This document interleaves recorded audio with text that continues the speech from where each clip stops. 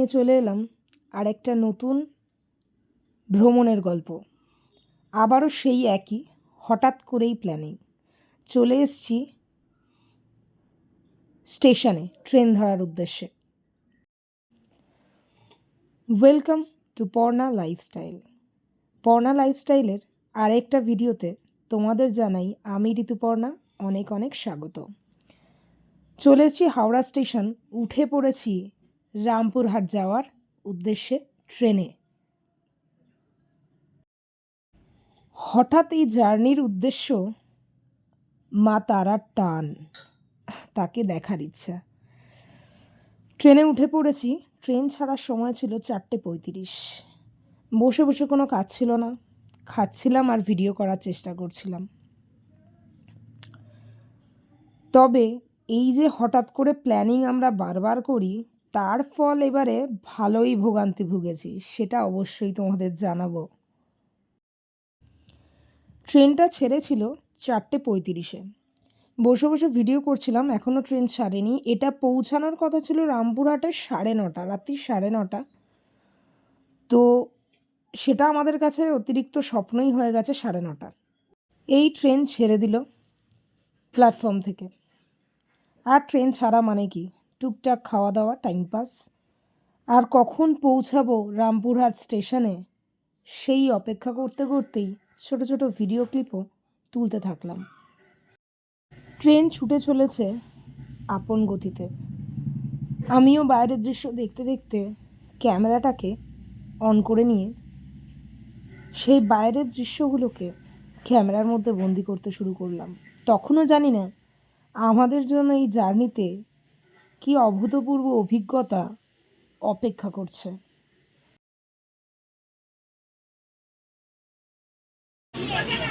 এই সময়টার ভিডিও করছি যে সময় আমরা প্রায় পাজল হয়ে গেছিলাম।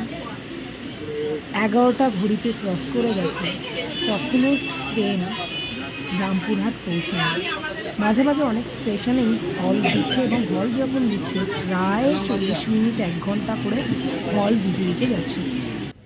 রাত তখন প্রায় 1:45। পৌঁছালাম রামপুরহাট স্টেশনে।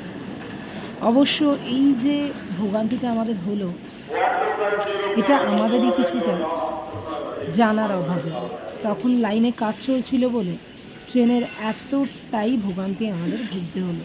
ওই যে হঠাৎ পরিকল্পনা করার ফল, একটু জেনে এগোনো উচিত ছিল। যাই হোক, তো প্রায় রাত্রি 2টো তখন আমরা নামছি নিচে অটো বা টোটো ধরার উদ্দেশ্যে।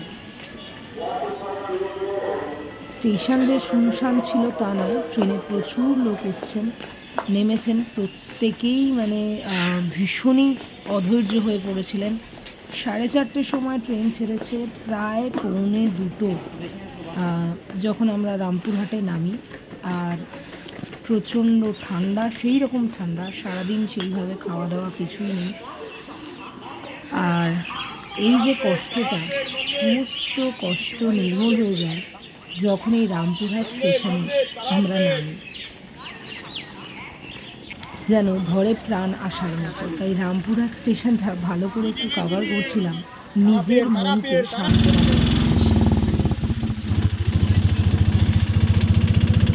টোটো ধরে নিয়েছি, এবার চলেছি আমাদের হোটেলের উদ্দেশ্যে। বলে রাখি, আমাদের হোটেল আগে থেকেই আমরা কথা বলে রেখেছিলাম, অনলাইনে কোনো বুকিং করিনি। আমরা বহুবার তারাপীঠ যাই, তো চেনাশোনার মধ্যেই তাকে ফোন করে আমরা বলে রেখেছিলাম। সেই উদ্দেশ্যে আমরা বেরিয়ে পড়েছি টোটো ধরে হোটেলের উদ্দেশ্যে।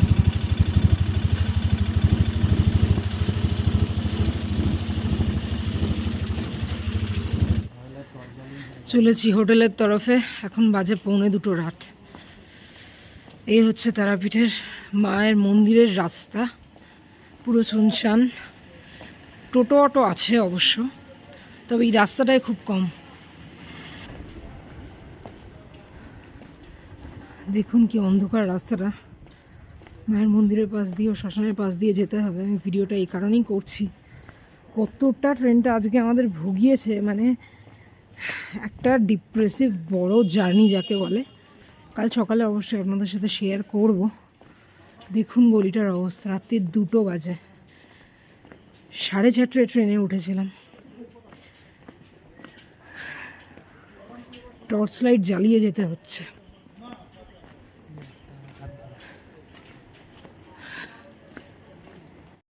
এই হাঁটতে হাঁটতে এখন হোটেলের উদ্দেশ্যে এসে পৌঁছেছি।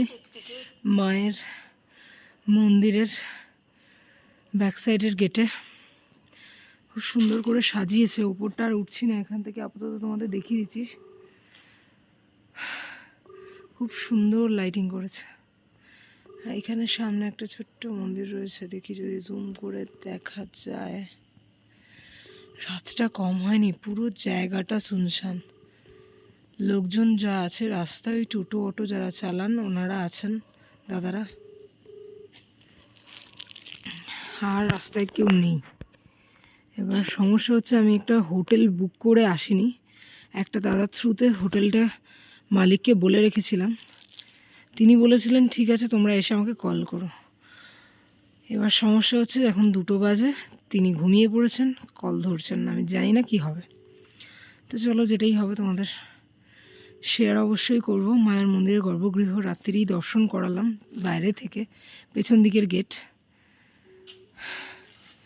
নিজেরও দর্শন করে ভালো লাগছে, এতটা খাটনির পর না নিজেরও দর্শন করে খুব ভালো লাগছে, শান্তি।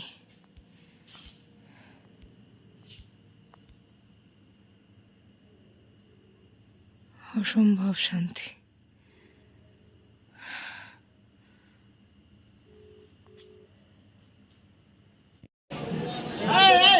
চলে এসেছি পুজো দিতে সকাল সকাল, এখন প্রায় 7:30 পৌনে 1টা বাজে।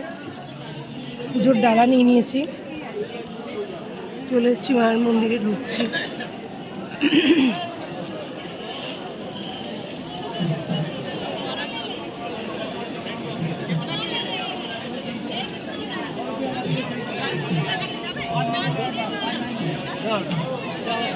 বউ দেখছে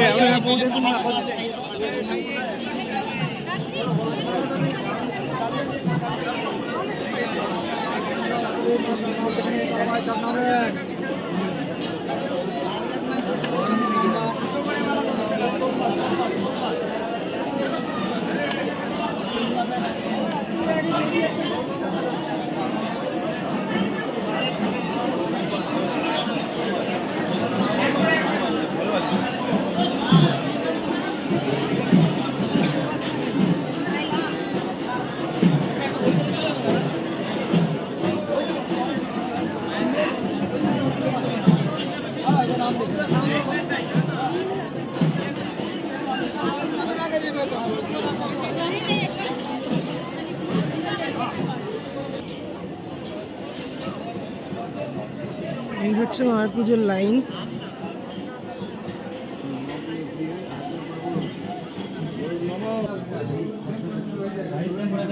ওই ব্রিজে ফ্লাইওভার উপরে যখন উঠবেন তখন সমাধান নাম্বার কোনটা করলে ফ্লাইওভার উপরে। ও এই মন্দিরটা কাছাকাছি ফ্লাইওভার উপরে যখন মন্দিরের কাছাকাছি একটু যাবেন তখন এই হচ্ছে মন্দিরের লাইন।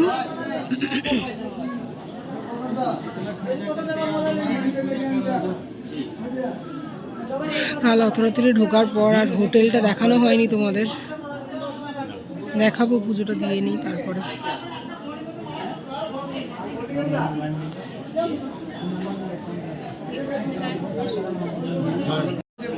মন্দিরে চলে এসেছি সকাল সকাল, মন্দিরের লাইনে দাঁড়িয়ে পড়েছি। লাইনটা বিশাল ছিল না, তবে 1 ঘন্টা আমাদের দাঁড়াতে হয়েছে। এই লাইনে দাঁড়িয়ে দাঁড়িয়ে মায়ের এই মূর্তি আর তার ডেসক্রিপশন যেগুলো বর্ণনা আছে আমি তুলছিলাম, খুব সুন্দরভাবে দেওয়া আছে।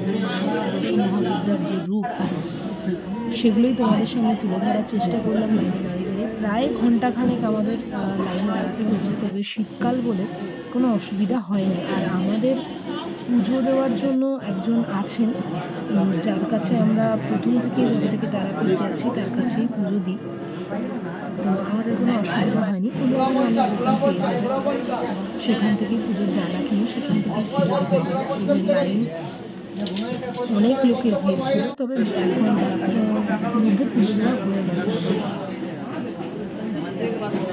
তো দূর অব্দি লাইন, দোকান থেকে কিনেছিলাম, ওখান থেকেই আমাদের পুরোহিত মশাই এসে আমাদের লাইনে দাঁড় করিয়ে যান। বিশাল লাইন।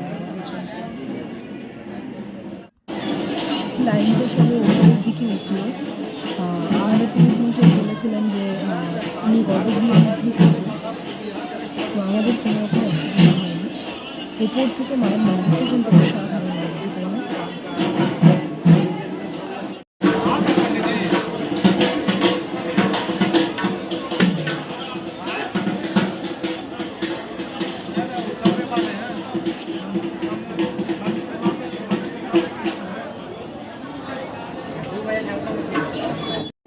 এইবার মায়ের মন্দিরের গর্ভগৃহের সামনে এসেছি।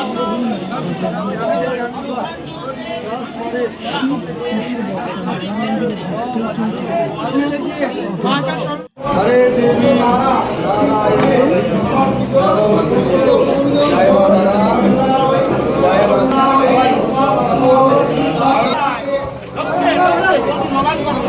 লোক আছে চলে যায় এবারে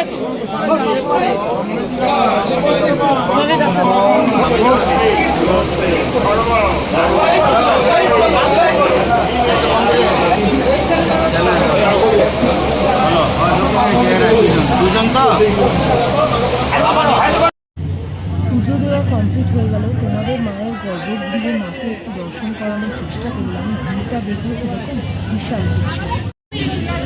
এই আমাদের পুজো দেওয়া কমপ্লিট হলো, প্রায় 2.5 ঘন্টা লাইনে দাঁড়ালাম।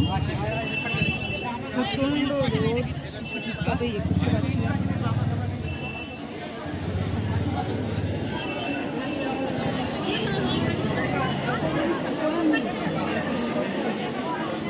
পুজো দেওয়ার সময় মায়ের কিছু ছবি ভিডিও কপাল জুড়ে আমি তুলতে পেরেছি, সেটা অবশ্যই তোমাদের সাথে শেয়ার করব। তোমরাও মাকে দর্শন করো। এই হচ্ছে চন্দ্রচূড় ভৈরবের মন্দির।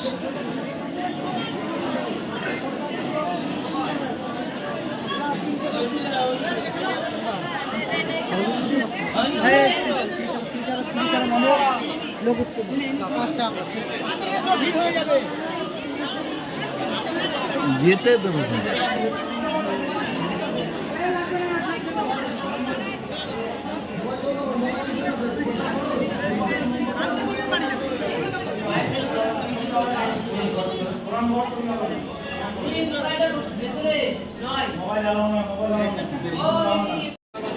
চন্দ্রচূড় মন্দির ভৈরবের দর্শন করলাম, কিন্তু তোমাদের দেখাতে পারলাম না। কিছুটা দূর ক্যামেরা নিয়ে গেছিলাম, কিন্তু অ্যালাউ করছে না, যার জন্য আর তোমাদের দেখাতে পারলাম না। দর্শন করে বেরিয়ে এলাম।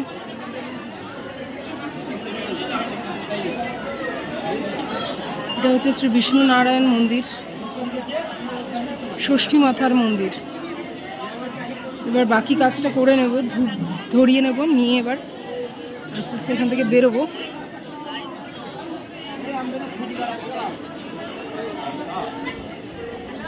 খুব সুন্দর পুজো দিয়েছি, লাইন অনেক কম ছিল, তবুও 2-2.5 ঘন্টা লেগে গেল।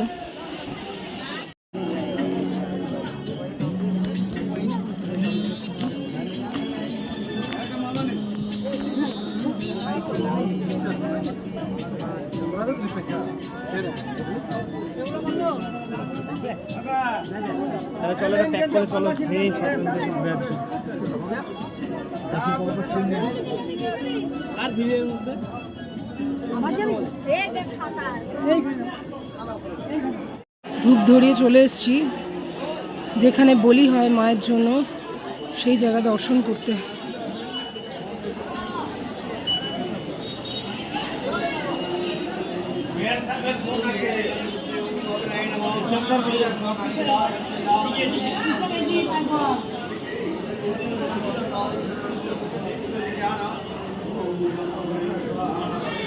জায়গাটা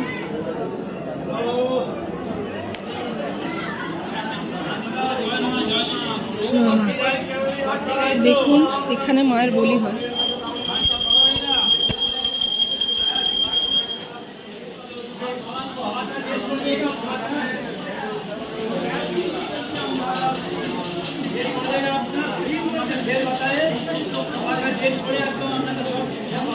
পুজো দেওয়া কমপ্লিট। এবার আমরা বেরিয়ে যাচ্ছি মন্দির থেকে। সৌম্যদার সাথে দেখা করতে যাচ্ছি। যদিও সৌম্যদা মন্দিরের ভেতরে ছিলেন, বলেছিলেন দোকানে গিয়ে বসতে। তো এই পুজো দেওয়ার জন্য আমরা সৌম্যদার কাছেই বারবার আসি। দোকানটা তোমাদের দেখিয়ে দিয়েছি বা দেখিয়ে দিচ্ছি ভিডিওতে, তোমরাও চাইলে কন্ট্যাক্ট করে নিতে পারো। দোকানটা কিন্তু সৌম্যদার নয়, একটা দোকানে অনেকগুলো করেই পান্ডা বা পুরোহিত থাকে। তো তার মধ্যে আমরা সৌম্যদার সাথেই প্রথম থেকেই পুজো দিয়ে আসছি, তো ওনার সাথেই আমরা কন্ট্যাক্ট করে আসি। আর হোটেলের ব্যাপারটা বলি, রাত্রি 2টোর সময় আমরা এসে যখন হোটেলে কল করি, উনি প্রায় আধা ঘন্টা 30 মিনিট পর আমাদের রুম দিতে পেরেছেন, কারণ উনিও ঘুমিয়ে পড়েছিলেন। আর খাওয়া দাওয়া সমস্ত আমরা বাইরেই করেছি। আর স্টেশন থেকে হোটেলে আসতে আমাদের কিন্তু টোটো ভাড়া লেগেছিল 50 টাকা করে। এই হচ্ছে দোকানটা, যে দোকানটা থেকে আমরা পুজোর ডালা কিনি এবং যে দোকানে সৌম্যদাও থাকেন। এবারে তারাপীঠে গিয়ে আমরা কোনো রকম সাইট সিন করার সময় পাইনি। তোমরা পারলে অবশ্যই সাইট সিনগুলো করো। পরের বার গেলে সাইট সিন করলে অবশ্যই আমি তোমাদের সাথে শেয়ার করার চেষ্টা করব। আর কিছু কথা বলে রাখি, পুজোর ডালা এই দোকানে ফিক্স সেরকমভাবে কিছু নেই, তবে 101 টাকা থেকে শুরু। আমরা 201 টাকার পুজো নিয়েছিলাম। আর সৌম্যদাকে আলাদা করে আমরা কিছু দক্ষিণা দিই, সেটাও ফিক্স কিছু নেই। চলে এলাম তারাপীঠের পবিত্র শ্মশানে। জুতো পরতেই গেছিলাম সৌম্যদার ওখানে দোকানে, আমি জুতো রেখেছিলাম, কিন্তু আবার ভাবলাম না, খালি পায়ে মন্দিরের ভেতর থেকে শ্মশানে ঢুকলে সুবিধা হবে, ঘুরতে কম হবে, হাঁটতে কম হবে। তো চলে এলাম শ্মশানে, তোমাদের শ্মশানটা একটু ঘুরিয়ে দেখাতে, নিজেরও শ্মশানের দর্শন করতে। তারাপীঠে এলে শ্মশানের দর্শন তো করতেই হবে।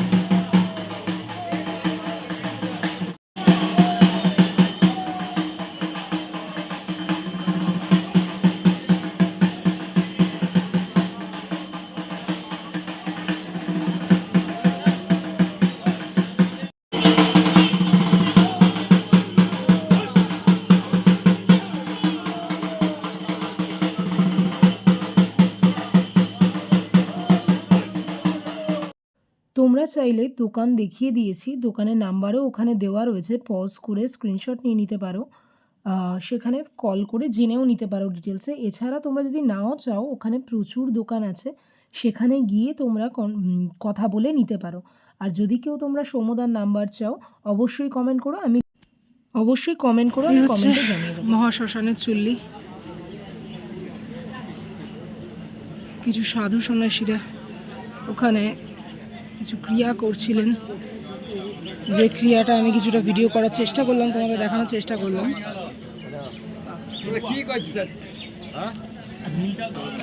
এই হচ্ছে শ্মশানের চুল্লি, যেখানে ক্রিয়াটা হচ্ছিল। অনেকক্ষণ দাঁড়িয়েছিলাম, জানি না কি হচ্ছিল, তবে ভালো লাগছিল দেখতে। এই হচ্ছে এখন চুল্লি সিস্টেম হয়ে গেছে।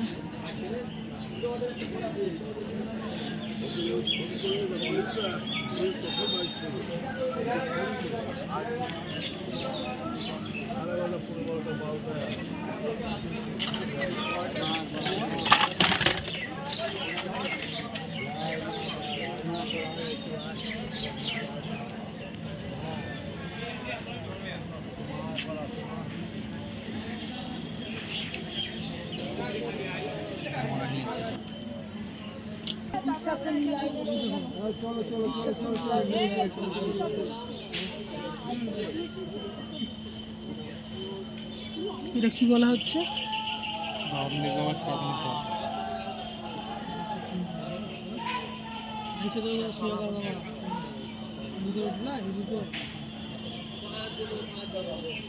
আগে যেমন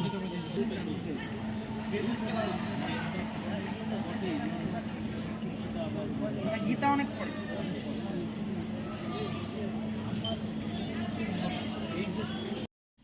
কিছু কথা তোমাদের জানিয়ে রাখি, যে রুমটা আমরা নিয়েছিলাম ওটা 700 টাকা পার ডে নিয়েছিল এবং খাওয়া দাওয়া আমরা বাইরেই করেছিলাম। তাড়াহুড়ো ওই রুমটা আমরা পেয়েছিলাম, তার জন্য অনেক কষ্টও করতে। এই হচ্ছে কাঠে পোড়ানোর জায়গা, বর্তমানে বন্ধ।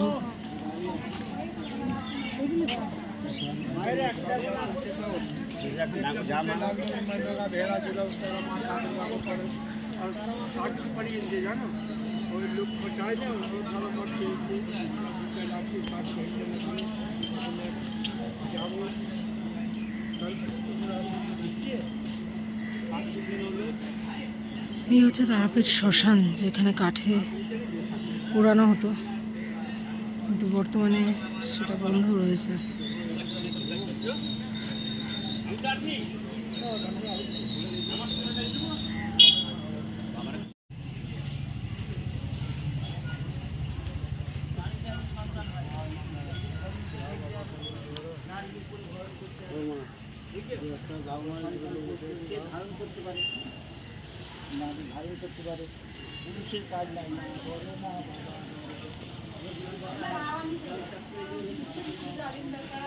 সাধক বামদেবের ঘাট বলে পরিচিত।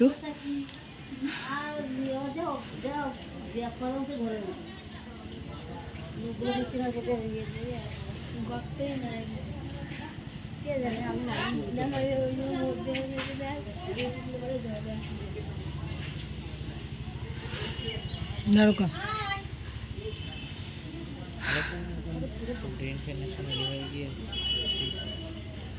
এই হচ্ছে সেই দ্বারকানাথ, যেটি উত্তর বাহিনী, এবং এই ঘাটটি সাধক বামদেবের ঘাট হিসেবে পরিচিত। দেখলাম তাই ভাবলাম তোমাদের দেখাতে আসি। আমি এখানে ফার্স্ট টাইম এলাম, তারাপীঠে এতবার এসেছি।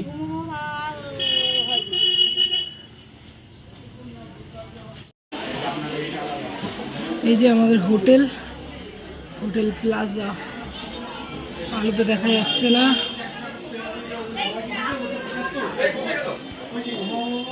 হোটেল প্লাজা, হ্যাঁ, এই হচ্ছে রিসেপশন।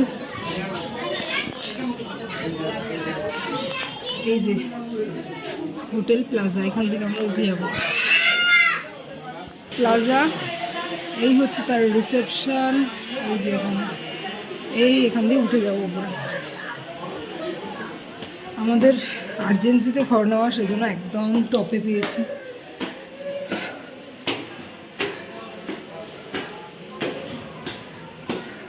এই মন্দির থেকে বেরিয়ে শ্মশানে ঘুরে তারপর একটু কিছু খেয়ে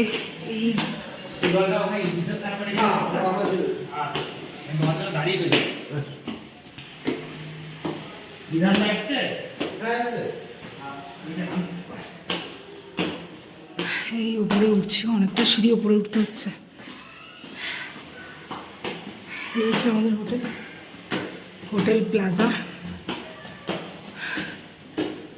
ঘরটা তোমাদের দেখিয়ে দিই, কাল রাত্রে আর দেখানো সম্ভব হয়নি।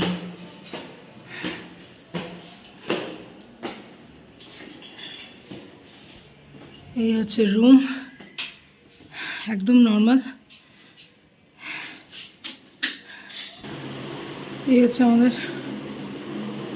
খাট। লেপটা দিয়েছিল, একটু অগোছালো আছে।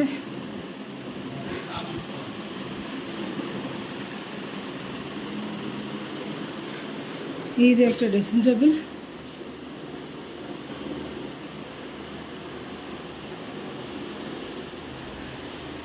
এখানে একটা জানলা আছে, জানলা দিয়ে বিশেষ কিছু ভিউ দেখা যায় না, তবে এই দিকটা ভালো করে দেখতে পারলে জানলা খুলে এখান দিয়ে মায়ের মন্দিরের গেটটা দেখা যায়।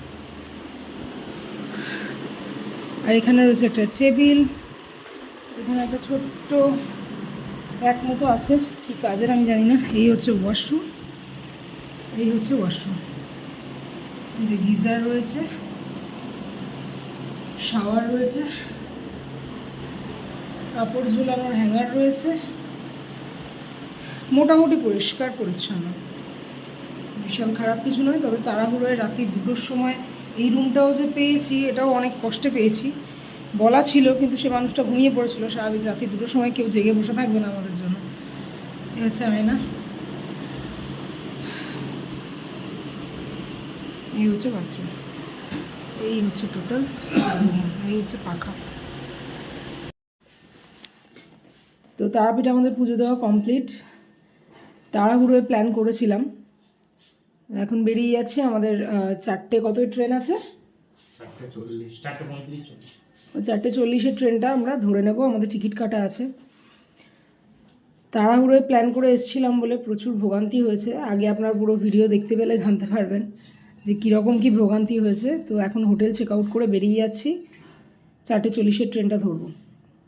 তো দেখা হচ্ছে আবার অন্য ভিডিওতে, ততক্ষণ দেখতে থাকবেন পর্ণাস লাইফস্টাইল। আর পছন্দ হলে অবশ্যই লাইক, শেয়ার, সাবস্ক্রাইবটা করবেন। ধন্যবাদ।